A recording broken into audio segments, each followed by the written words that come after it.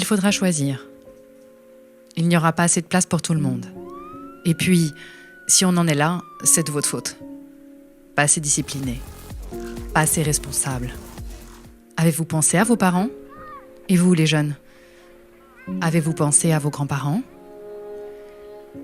Comment en est-on arrivé là ? Dans un monde où une personne normale est celle qui dénonce son voisin et en demande encore plus.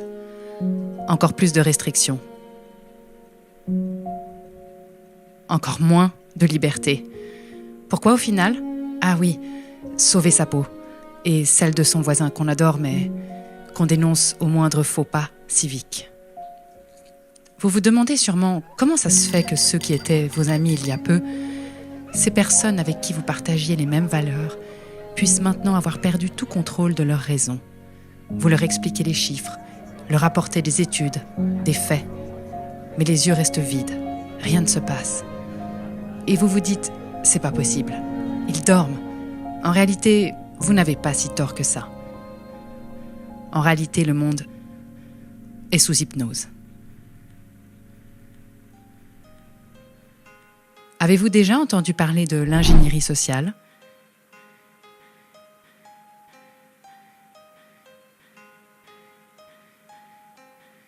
De la fabrique du consentement ?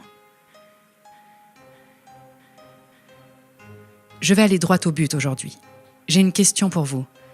Pensez-vous que ceux qui vous dirigent souhaitent votre bien ? Pensez-vous qu'il serait possible qu'ils vous connaissent mieux que vous ?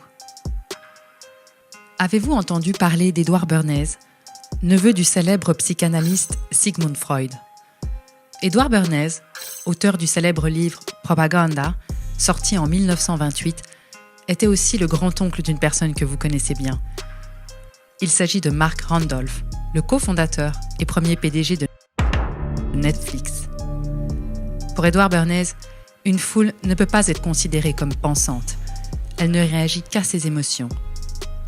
En 1916, le président Wilson devait sa réélection à une position pacifiste, utilisant le slogan « Grâce à moi, l'Amérique est restée en dehors du conflit européen ». En 1917, durant la Première Guerre mondiale, Bernays fait partie du Committee on Public Information, ou commission CRIL, créée par le président Wilson pour mettre sur pied un arsenal mental, une machinerie destinée à retourner l'opinion publique américaine et à la préparer à l'entrée en guerre, faisant de la propagande durant la Première Guerre mondiale les prémices d'une science, l'ingénierie sociale. En un an, grâce à toute une série de manipulations basées sur la connaissance de la nature humaine et spécialement des foules, il réussit à opérer un virage à 180 degrés dans l'esprit des gens.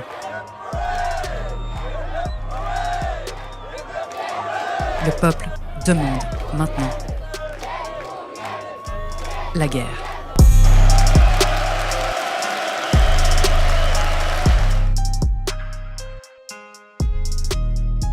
Si tu ne connais pas ton cerveau, quelqu'un le fera pour toi. Et comme le disait l'ancien président français Nicolas Sarkozy, ce n'est pas la réalité qui compte, mais la perception de la réalité. Alors, comment changer votre perception ? Comment vous faire demander ce que vous n'auriez jamais demandé il y a encore un an ? Voici ma réponse en 10 étapes.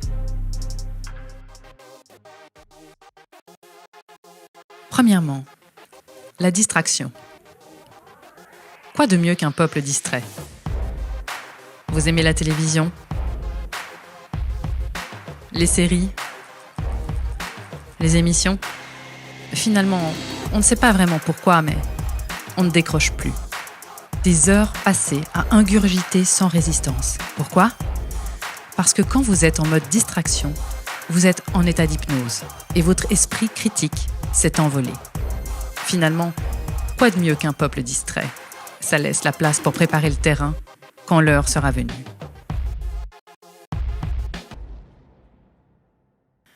Deuxièmement, créer un problème pour mieux le résoudre. Connaissez-vous Naomi Klein ? Elle a écrit La stratégie du choc. Vous voulez un exemple ? Rien de plus simple. On laisse monter l'insécurité pour mieux régler le problème. On laisse les choses s'envenimer Et si possible, on met un peu d'huile sur le feu. Quoi de mieux qu'un bon gros problème pour arriver ensuite comme un sauveur? Bon, c'est évidemment possible avec une crise économique. Vous saccagez l'économie de votre pays,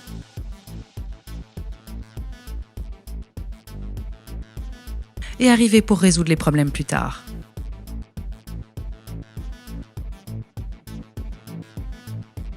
Pourquoi pas finalement un revenu universel à 800 € par exemple? On crée la pénurie de travail pour vendre le revenu universel dans l'esprit des gens. Pas mal, non? Ce que vous devez savoir sur l'être humain, c'est qu'il a 4 grands fantasmes fondamentaux archétypaux.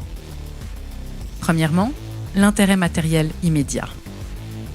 Deuxièmement, la peur. Il a fortement besoin de sécurité et de normes. Troisièmement, l'érotisation. Quatrièmement, l'agressivité. Surtout, nous noterons la peur et l'érotisation. D'ailleurs, à ce propos, savez-vous ce qu'est le tititainment? Ce mot est un mot valise utilisé par le démocrate Brzezinski, membre de la commission trilatérale et ex-conseiller du président des États-Unis, Jimmy Carter, pendant la conclusion du premier State of the World Forum qui s'est tenu en 1995 à San Francisco.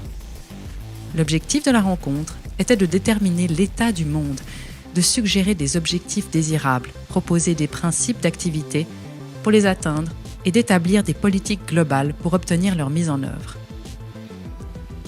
Les 500 hommes politiques, leaders économiques et scientifiques de premier plan réunis, parmi lesquels Mikhail Gorbatchev, George Bush père, Margaret Thatcher, Bill Gates, Ted Turner, sont arrivés à la conclusion que, dans le siècle à venir, 2/10 de la population active suffirait à maintenir l'activité de l'économie mondiale.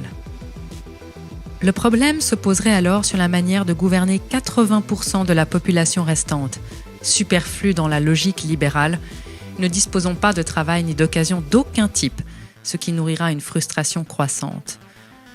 C'est ici qu'est entré en jeu le concept proposé par Brzezinski, qui a proposé le tititainment, un mélange d'aliments physiques et psychologiques qui endormirait les masses et contrôlerait leur frustration et leurs protestations prévisibles.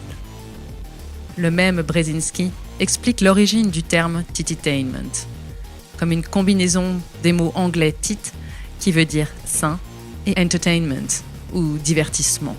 Finalement, on vous a donné à téter, tranquillement assis sur votre canapé, et pendant qu'on vous endormait, on a préparé ce qui est en train d'arriver.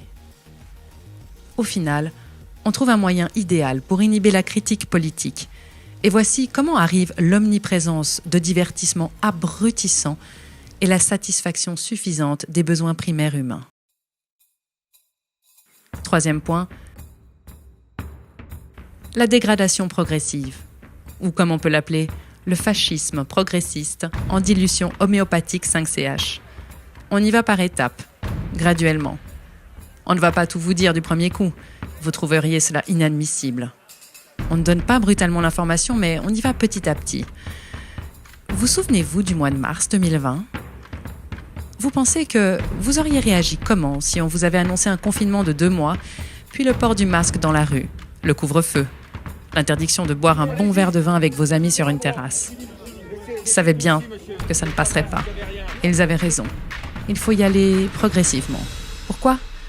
Parce que le peuple oublie. Quatrième point. La stratégie du différé. On verra après. On s'occupe de la pandémie, on verra plus tard pour l'économie.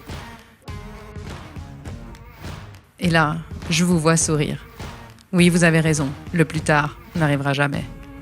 Pourquoi ?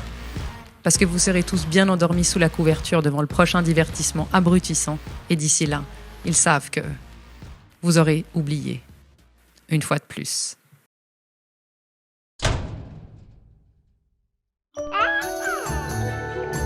Cinquième point.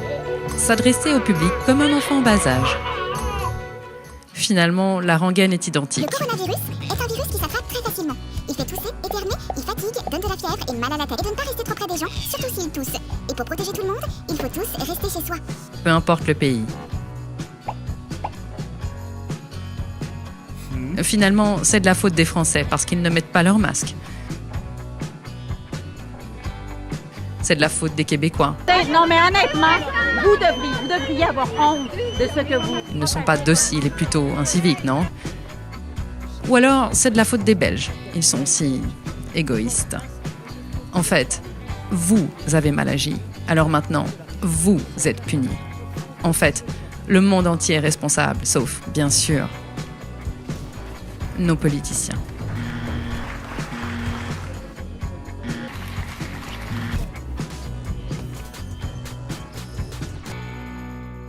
Sixième point.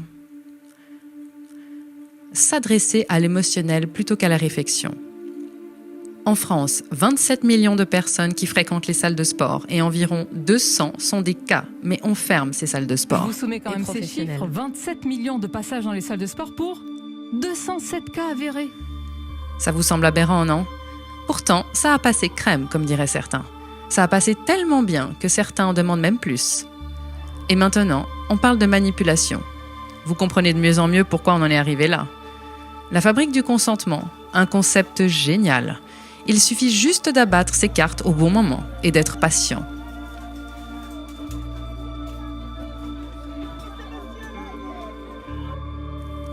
La peur première est la peur de mourir.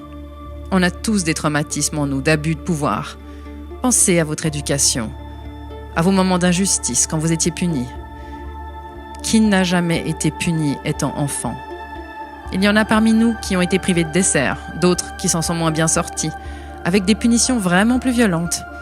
Alors, on grandit physiquement, ça c'est sûr. Mais qu'en est-il de l'intérieur? Alors, quand on appuie sur les vieux traumatismes, on ajoute le sentiment de désobéissance et de punition. On devient docile. Tu ne t'es pas lavé les mains, tu n'auras pas de dessert. Tu as mal fait tes devoirs, tu es puni. Maintenant, on a grandi. Alors on nous dit qu'on met mal notre masque, qu'on est un égoïste et qu'on va se faire punir par une amende, sans compter les regards foudroyants des autres qui ont la même blessure que nous. Finalement, quand on y réfléchit, on brade notre liberté pour 135 €. Septième point. Encourager le peuple à se maintenir dans la bêtise et l'ignorance. En se spécialisant, on ne relie pas les choses les unes aux autres. Chacun est devenu excellent dans son domaine, mais n'a pas d'analyse pluridisciplinaire générale. À force de connaître tout sur rien, on finit par connaître rien sur tout. Plutôt pratique, non? Demandez à un ami ce qu'il pense de sa vie actuelle. Il vous répondra sûrement « Je ne sais pas, je ne suis pas médecin ». Alors, on éteint petit à petit l'esprit critique. Le besoin de donner du sens et d'oser questionner et remettre en perspective.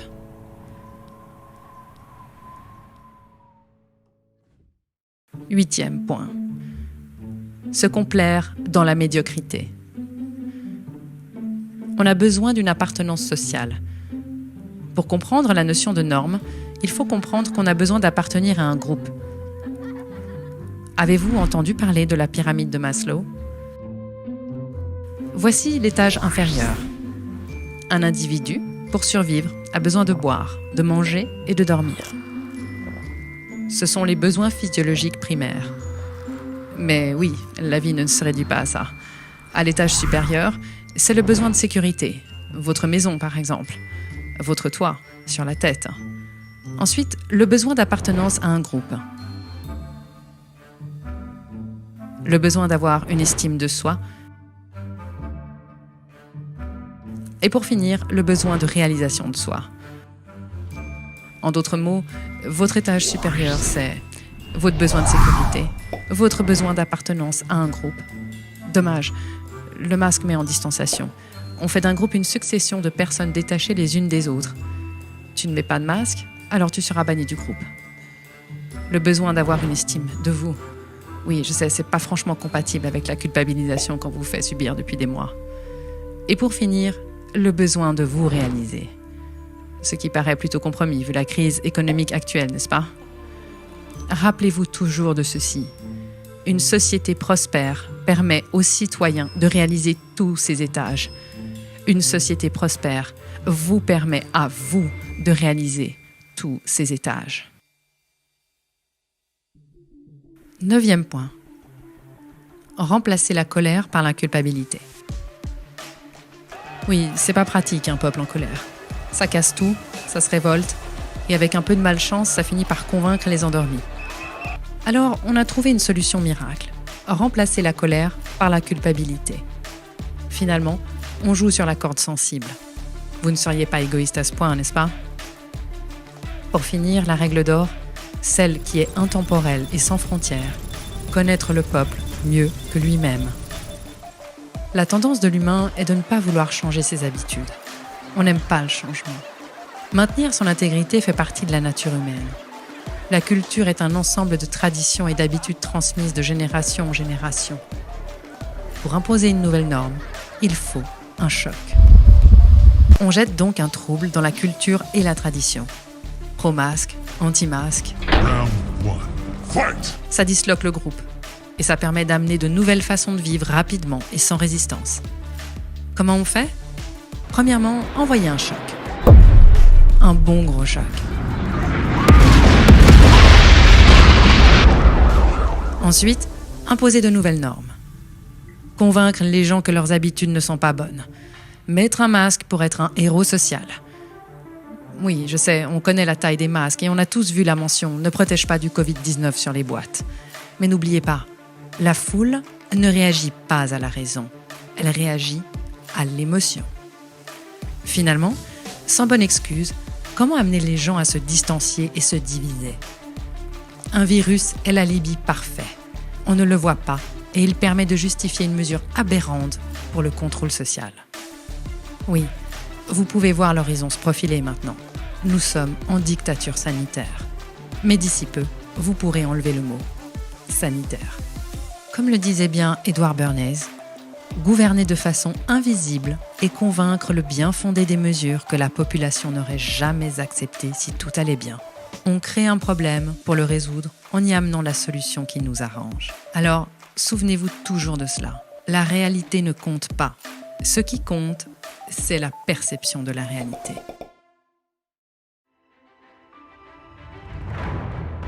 On fait des débats d'opinion, mais au final, qu'est-ce qui repose réellement sur des faits? On croit, mais qui vérifie? La science ne ressort pas du domaine de la foi. Pourtant, la plupart d'entre nous croient et ne vérifient pas. On adhère à un scénario, mais où est la réalité? Alors on vous distrait et on vous fait regarder à gauche quand on vous attaque à droite. Faites un arrêt sur image, une pause dans votre bruit intérieur et pensez à Jean-Paul Sartre pendant la Seconde Guerre mondiale qui a osé prononcer ces mots. On n'a jamais été aussi libre que sous l'occupation. Parce qu'il y avait un ennemi, il fallait se positionner, quelle que soit sa position. On ne se positionne jamais pendant l'âge d'or de la démocratie, mais quand on la perd. Alors partagez cette vidéo si vous pensez que nous vivons une opportunité, celle de nous positionner enfin, celle d'affirmer qui nous sommes et non qui il souhaiterait que nous soyons.